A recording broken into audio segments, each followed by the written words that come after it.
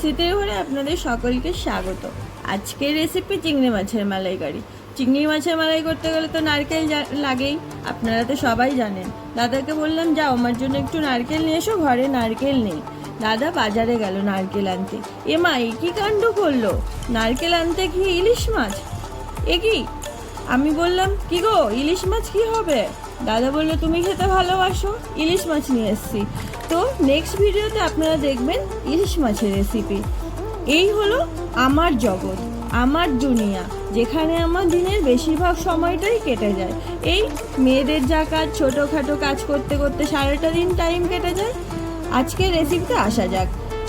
এবার আমি চিংড়ি মাছটাকে ভালো করে কেটে ধুয়ে পরিষ্কার করে লবণ হলুদ মাখিয়ে নিয়েছি। সুন্দর করে ওটাকে নেওয়ার পর কড়াইতে তেল গরম হলে তেলের মধ্যে দিলাম চিংড়ি মাছ।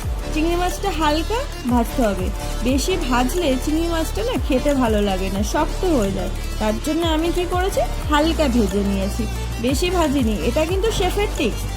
তারপর ওই তেলটাতেই দিলাম পেঁয়াজ বাটা। পেঁয়াজটা আমি বেটে নিয়েছি, যার জন্য খেতে গোটা গোটা মুখে না আসে। পেঁয়াজ বাটা দেওয়ার পরে একটু হালকা ভাজবো, লবণ দেব।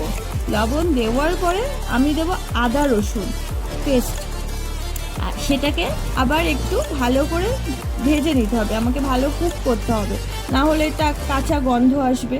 আদা রসুনের পরে আমি দিলাম হলুদ, সামান্য হলুদ। হলুদটার পরিমাণটা বেশি হয়ে গেলে হলুদের একটা স্মেল চলে আসে, খেতে ভালো লাগে না, তার জন্য হলুদটা বেশি পরিমাণে দিলে হবে না। তারপর দিলাম কিছু কাঁচা লঙ্কা। কাঁচা লঙ্কাগুলো একটু সামান্য চিড়ে দিয়েছি মাঝখান দিয়ে। দেওয়ার পর ওটাকে আমি দিলাম জিরের গুঁড়ো, বেশি মশলা দেব না, সামান্য একটু জিরের গুঁড়ো, ব্যাস। ওটাকে আমাকে ভালো করে কুক করতে হবে, যতক্ষণ না মশলা থেকে তেল ছাড়ে ততক্ষণ কুক করতে হবে। এবার একটু অ্যাড করলাম সুগার, চিনি, ওটাকে আবার কুক করলাম। বেশ অনেকক্ষণ কুক ভালো হয়ে যাবার পরে আমি দিলাম আলু ও চিংড়ি মাছ। বাঙালি রান্নাতে তো আলু ম্যান্ডেটরি।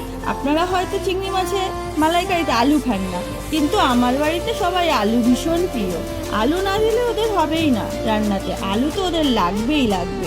এবার ওটাকে আরও কিছুক্ষণ আমি কুক করলাম। তো কুক করলাম ভালো করে, কষানোর পর জল দিয়ে দিলাম। আচ্ছা বন্ধুরা, আপনারা ভিডিওটা কোথা থেকে দেখছেন? আপনাদের কি আমার ভিডিও ভালো লাগছে? ভালো লাগলে আপনারা কমেন্টস করবেন কোথা থেকে দেখছেন, আর ভালো লাগলে অবশ্যই একটা লাইক করলেন। চলুন ভিডিওতে আসা যাক।